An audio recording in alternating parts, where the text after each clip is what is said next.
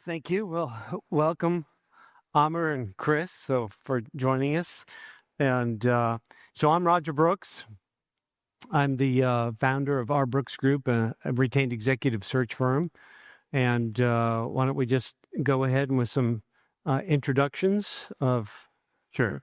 So my name is Amr Salahieh. I'm CEO, founder of Shifamed. We're a venture studio in Silicon Valley. Hi, Chris Shen, partner at Novo Holdings. Novo Holdings is the asset manager for the Novo Foundation. We manage assets totaling about $170 billion. We have 7 different investment teams within Novo Holdings. And on the venture side, we're deploying about $700 million US per year in terms of new and follow-on investments. MedTech comprises about 10 to 15% of our total outflows every year. We're trying to improve that and get that up to about 20 to 25% in the next couple of years. Thanks. Good. So if anybody's been watching the agenda, we started out was just myself and Amr. We were going to go into Amr's story of Shifamed. We had the opportunity to add Chris in, and we're going to talk about maybe things top of mind. Things that they changes they're seeing out there. But before we do that, let's dive into a bit about who you guys are, because they're starting with Amr. There's nobody else out there like him, and so starting 14 companies, is it? Yes. A few exits, raised a lot of capital, and so many people want to have accomplished what you're doing now. But so talk to us a little bit maybe about what you're doing and some interesting lessons learned that help new entrepreneurs with their companies. Thank you. I appreciate it. Thanks for the kind words. So we started Shifamed back in 2008, 2009. The concept was I found myself, building a company, and then at the beginning of starting a new one, I was spending a lot of time doing a lot of non-technical, non-development work about, which building we're going to be in, who's going to be our CFO, who's going to be our HR, and so forth. And that's why we established Shifamed, to really, once we have an idea, we can immediately go to action, build a prototype, look at the IP, talk to physicians, and so forth. And right now, that's really, it evolved with time. We do have one team that really manages the G&A functions for the portfolio, but each company is a separate team dedicated to that particular product, trying to bring that into the clinic as quickly as possible. And so we're 400 people, 8 different companies.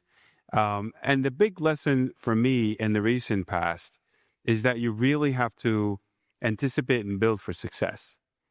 We've seen that when we do sell companies and do transactions, a big part of what happens is there's a transition period. And if the transition period doesn't get executed well, you're not going to hit your milestones. You're going to be delayed, and really things are not as good as they could be. And when we look back at our portfolio and look to see which ones have succeeded, we've come to the realization that the groups that had the setup, the facility, the clean rooms that were well functioning before the transaction were actually able to deliver on the milestones, have a success based on the pro forma and what everybody was anticipating on. Because the engineers, before and after the transaction, they still go to the same place. They go to that R&D lab or the clean room. They're not disrupted, and they can keep doing what they're doing. The alternative, which we've experienced, is you don't have enough of a facility, you don't have enough of a space. Immediately you ask for support from the large company that just acquired you, from the mothership, and you say, can you guys make this assembly for us? Can you do this one in this other facility? And on the receiving end, they say, yeah, fantastic, we love it, we can do this, let us show you how to make it better. And let's put it in the quality system. And I've got to, bring somebody else on board who's going to help with this. And so you end up with, you get sucked into the bureaucracy, and really you miss deadlines and so forth. So our, the last example of company, we sold Nevera to J&J. We were 29 people. We had overbuilt the clean room. We thought it was too much possibly. And it turned out to be just the right thing. They kept on growing the team. They went to over 100 people. They launched the product from our facilities. They commercialized it from there. And then ultimately, when they set up their large-scale production facility in Mexico, they were able to shut down our facility, but they didn't miss a beat. Yeah. So for us, we used to think, you have to invest the least you can, but at some point in time, you really have to take it to the next level, because the strategics, they're trying to reduce risks. They don't want to spend so much from their P&L. The further along you are, the more set up you are, the less risk there is, more successfully you're likely to have. To me, that's sort of the latest. And I think the reality is that's gotten even more that way, right? Companies are being bought later and closer to commercialization. So you really have to think about that and make it part of your plan, at least the way we think about it. Yeah. Thank you for that. And it's truly an impressive facility. You can walk from facility to facility. Everybody does have their own space. He's got several independent CEOs that know how to run their companies. They hire the great teams.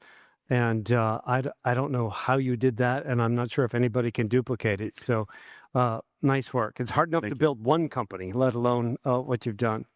So Chris, love to hear more about as far back as you want to go, but especially talk about Novo Holdings a little bit, and what types of investments really intrigue you, interest you. When should people call you? When should they not call you? Sure.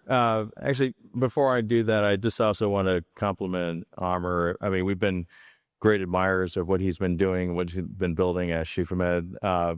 It's a very unique model. I mean, the institutional knowledge that I think his group has really built over the years, that's something that's very hard to replicate. I've funded a number of incubators over the years, over the last 25 years of doing this, but at the end of the day, it's about the people and about that knowledge, and also about the infrastructure and being able to do things quickly. I mean, if you look at the kind of technologies that his companies are building, I mean, they're extraordinarily complex. This is, stuff that cannot just be kind of just ginned up overnight. And you need people who really are very, very technically savvy, but then you have all of the other infrastructure around the R&D, et cetera, that know how to build these types of products, and then also be able to get them into the clinic. How do you design those kind of clinical trials? So it's a monumental task, very hard to replicate, I would say. Thank you. Hats off to you on. Appreciate it. Thank you. So a little bit, on Novo Holdings, there is a connection between Novo Nordisk. So we are, part of the asset manager for the Novo Foundation, which is 30% shareholder of Novo Nordisk. We are also the controlling shareholder. This is very, typical kind of European governance structure you might find. A lot of the assets within the foundation come from dividends that flow off of Novo Nordisk stock that we own.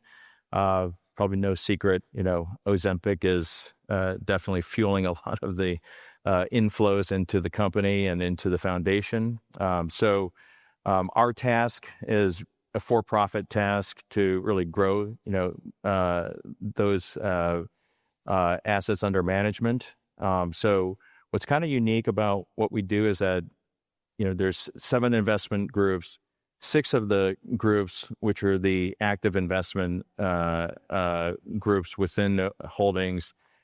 We only do healthcare, either planetary health or human health. And we don't go into other areas like tech or real estate or anything like that. But we're very mission focused on, benefiting, and our motto and our mission is benefiting the health of, humans and for the planet. And that's what we do. We have groups that focus on everything from very small seed stage deals to private equity size, where, the check size is about 100 million or more. We have a growth team, that invests between 50 to 100 million. The ventures team, which is kind of overlaps a bit, but 40 to 60 million typical check size per round. That generally equates to us focusing more on late stage clinical to early commercial stage opportunities where we believe we can add more kind of firepower to the company to really kind of grow their business. Obviously, a lot of the things that have been said in the previous panel about just, focusing on great teams, great technology, proprietary, position in the market. Those are all things that we care about quite a bit. Good. Thank you. All right. So why don't we move into talking about your perception right now about the current changes that you're seeing out there? What seems to be top of mind and the big shift that's happening in your worlds? So for us, and I think for all of us in general, it's all about machine learning and AI. I mean, it's affecting everything that we're doing. Some of us have seen it already, are using it, or impacted by it. Sometimes we're aware of it, sometimes we're not. But it is everywhere, and certainly in our world of interventional cardiology and ophthalmology and what we're doing at Shifamed.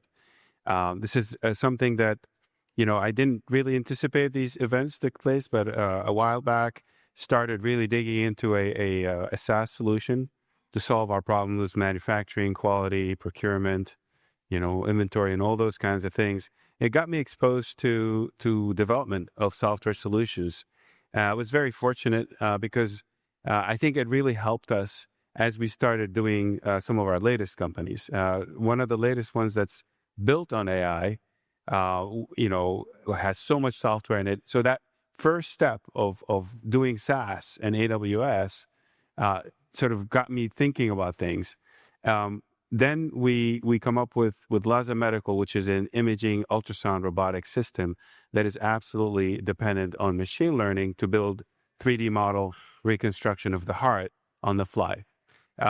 This is technology. I mean, the robotics has been around. That's not really the innovation. The innovation really is how do you take these ultrasound images and rebuild the model 10 times a second and show the physician exactly what they're doing without having to be interpreted. Everybody can see in the room what they're doing. They can see the devices. The system is intelligent and recognizes what view is what view. So this is the kind of stuff that was not possible 2 years ago.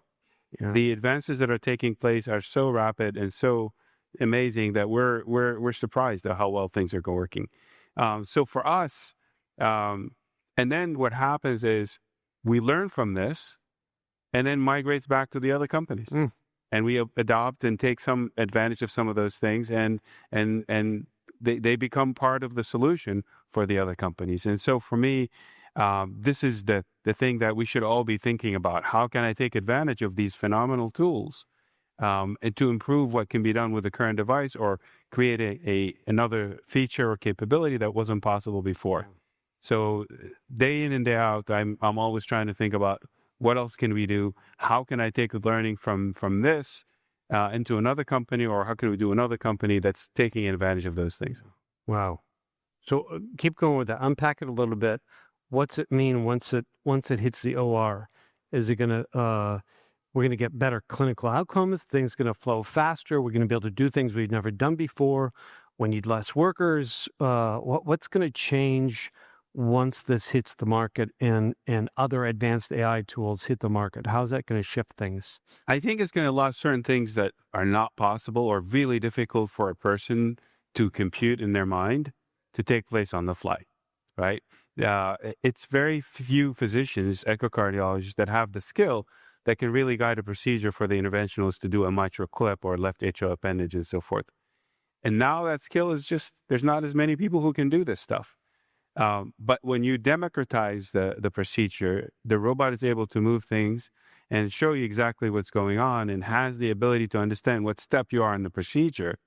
It changes things. Yeah. Now the physician who really likes to really be working with their patient and treating the patient, they can do their job easier and faster. They can treat more patients. They can do more difficult procedures. It can go to certain hospitals that didn't have the staff to do certain things. So it really scales the procedures and improves the outcomes, is really, at least for this one. Yeah. In other scenarios and other products we have a lot of sensors. In at least three of our companies, we have sensors. And the data from the sensor, as a person, you cannot see what's going on. You can't figure out a trend. certainly you can't do it just by looking at a few points. But when you're looking, let's say in heart failure, we have an adjustable shunt with pressure sensors on the left and the right. That data ultimately is going to be in a dashboard. The system is going to automatically predict and forecast what's going to happen with this patient, alert the physician so they can change the drug regimen, so they can maybe eventually change the size of the aperture of the shunt. So it's going to, ultimately, it's going to allow the physician to focus on the patients that need that focus, as opposed to, going through one at a time and not really being able to forecast and having a lot of conversations back and forth that wasting a lot of money and time for the hospitals. So those are the kinds of things that are critical. We have another sensor in our thrombectomy system to measure the pressure throughout the procedure in every branch of the vessels that you're treating. And as you collect the data and understand the outcomes, and understand how much you've removed and how much was there before, you can start indicating and helping the physician identify in a pre-op, okay, do this, don't do this, treat this way, and then move forward and, again, forecast what may be something that you do with the patient post-procedure. So in my view, our role as people who are developing technologies, if we can't find a way to incorporate a sensor or incorporate a sophisticated imaging and leverage some machine learning, you've kind of failed in your mission. You're spending so much money and time bringing that invasive product to be inside the patient, going through all the regulatory and clinical hurdles, and yet you don't have the ability to scale it and so forth. So the way I see it, since I've started Enleo, that software solution, every company we've done since is trying to find a way to improve what it can do with a machine learning, a sensor, data, cloud, and so forth. So that is our philosophy at this point. And at least half our companies right now are using large language models, are using image processing and machine learning. Yeah. Wow. So Chris, want to hear what's top of mind for you, and maybe take that $700 million a year, just give it to Amr, and then you don't have to do anything more. We're trying. I want to build on some of what he said, because I, agree with a lot of what, his vision is like too. A couple of years ago, I was in a couple of these structural heart cases observing. I'm a physician by background.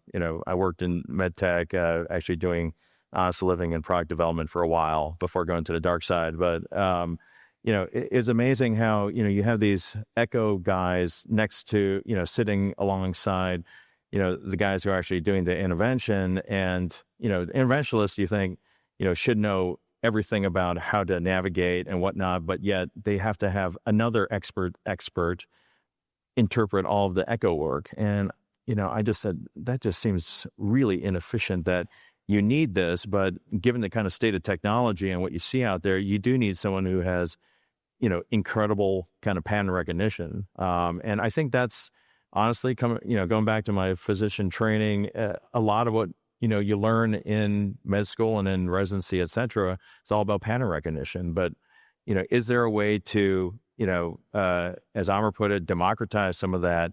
And you don't need, this, 0.1% person or team, that is only available some of the time to be able to do some of that work. Could you, create a system that could interpret some of the information and then help guide and, provide better tools, better navigation, et cetera, and information back to, the interventionalist or whoever is actually providing the, the care. So that's something we're definitely focused on. I think the other area that we're looking at too is just the whole area of, patient selection too. That's such a big unknown, and turns out to be, something that trips up a lot of companies and clinical trials, because we just don't know what the right type of patient is. But, are there ways that we could actually, use some of that information around pattern recognition? If you already understand like a population, what's worked before, what are, the other factors? Maybe they're not even the factors that we typically look at, but, if you feed enough data into the system, you can start to really start to understand better and select better for patients that could be responders, et cetera, in clinical trials. So I think there could be, massive cost savings there over time, and hopefully risk reduction on some of these, large pivotal trials that, we tend to underwrite. That's part of, our job and our focus here at Novo. So I think other area I just want to also emphasize is that given we're a very global organization, we have offices just for, investing, spanning everywhere from Shanghai all the way to San Francisco and everywhere in between. We really do look at, healthcare and, both biopharmaceuticals and medtech on kind of a global basis. Really, there are no kind of boundaries to, what we can invest in or where we can invest. I think given a lot of the global uncertainties and geopolitics that are going on, I don't want to get into a ton of that stuff, but just to understand that, it's really important, I think, to think about diversification. There's also, a lot of healthcare needs outside of just, our typical markets of, US, Europe, let's say Japan, right? China. There's a lot of other places. And when you think about some of these other areas, and I've been, very focused on that. So I'm also adjunct professor at Stanford working in the biodesign program. So, we have programs, spanning everywhere from, from Brazil to India to Singapore, Japan, Taiwan, Israel, Europe, et cetera. The type of, the place of care, the type of care, type of disease states, the level of training, all of that stuff is really, really critical. And if you take that all together, it does kind of change your perception of, what type of, training might be required for, certain types of treatments. How can technology help that? I mean, trying to, solve for a problem in a low tech or a low resource setting is almost as challenging as in a, high resource setting, in my view. So, I hope, in a lot of discussions we've had with Amr as well, is like, how can we use AI and other types of technologies to help make, this care more accessible to perhaps, not that, top 1% of physicians, but make it easier and also be able to, treat more patients around the world. Mm-hmm. So, Chris, if you can keep going with that, you get to see more of a global perspective. And so while we like to all think innovation all happens here in the U.S. and a lot of it's happening in the Bay Area, we are competing on the global level, especially around AI, and things are happening. How fast is it happening? How fast and where are the epicenters of innovation for medical devices and AI? And what do we have to be paying attention to? And who are we really competing against? Is it just Amr and his group, or where is all this coming from? Yeah, I mean, I think that given our visibility and exposure, on the China side, we are seeing, massive strides in terms of, AI development over there. Not just on things like DeepSeek, but also on the healthcare side. I mean, there was even back in the COVID times, former fund that I was working with had already a very, highly trained expert system on, in the radiology area for CT. And they were actually using that even to, diagnose folks with COVID, just using CT alone, because they didn't have, enough of the normal kind of tests available.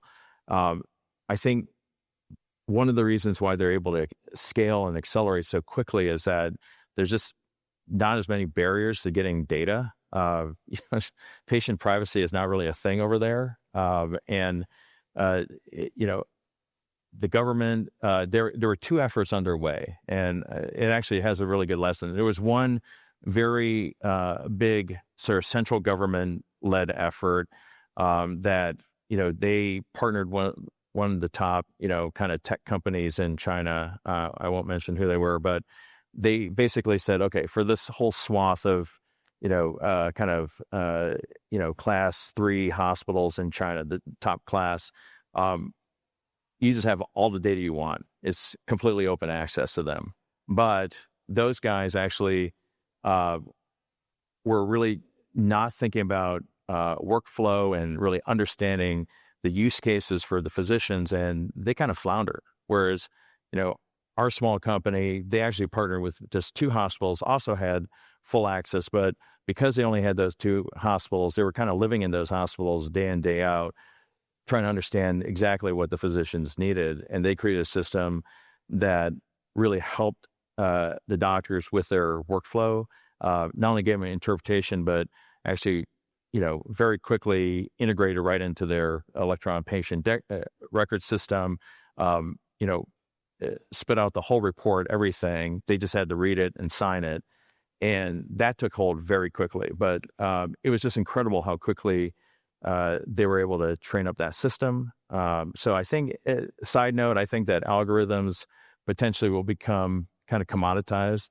It's really about the use case. How does it fit? How is it useful, I think, for the practitioner or the user? And that's going to, and obviously at the end of the day, patient outcomes are going to be key. But I think that's going to rule the day. Mm-hmm. Good. So our strategics out there are incredibly good partners to us, and as a large company, they're good commercializing, they're good with iteration. Oftentimes, they have to acquire innovation. How massive is this opportunity around taking things to the next level? How much opportunity is there for the people at LSI or people who are innovators? Or is it niche or is it massive? And I heard one investor say, well, there's very few billion-dollar opportunities anymore. They've all been covered. And I'm wondering what you think. Well, it's hard to predict, but certainly saying, there's hardly any, those kinds of statements are hard to, like this is the end. There's no end. This is going to continue. This is just the beginning of the road. And I want to go back to what Chris was saying. What matters, some aspects of this AI stuff is really accessible to all of us, which is beautiful. And that's really the exciting thing. But to make it useful, you have to leverage what you know and what your team is able to accomplish. And then it becomes really scalable. And so when you're thinking, how is AI going to be? Is it going to be this big or that big? It's just going to be part of everything, right? Mm-hmm. So, and we're not done improving and better solutions, better procedures, better devices, and better outcomes. That's just an ongoing thing. It's not going to finish. So I think we should think about these solutions just like robotics. The robotics today are going to be more focused on specific things to make it even better, as opposed to like one robot that does everything. There's not one AI will do everything. They're going to be all part of solutions that attend to a specific problem, leveraging what you've described, such as like knowing how the physicians work, the hospitals. Without that specificity, it's not useful. Mm-hmm. So it's not in it by itself, but it's part of everything else you have to do to treat a patient, make an invasive product or a diagnosis or whatever it is that you need to do. It's just part of what we have to do now. Mm-hmm. I think it's all, going back to, one of the mantras at BioDesign, you got to focus on the need first. And these technologies like AI, while they're very powerful, they are, just a tool and a technology that may or may not solve that problem. And you got to make sure that you match the right, technology to the right solution, really, at the end of the day. Wow, I just looked at the clock. I don't know what happened. So any closing thoughts to this topic? I don't know. I think, by the way, I'll just say something real quick here.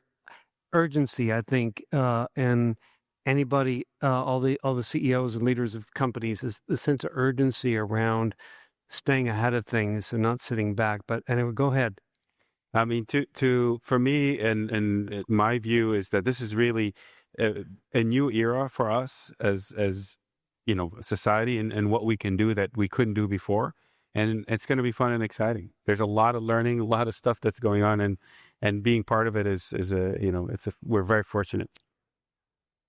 Yeah, I think I go back to something one of my mentors used to say, which is, time, kills all deals, kills all opportunities. You got to move fast. The fuel for moving fast is capital. That's what we provide. In this day and age, I think with, this environment, I think it's a challenging fundraising environment. If you can, raise more capital now, I'd say do it.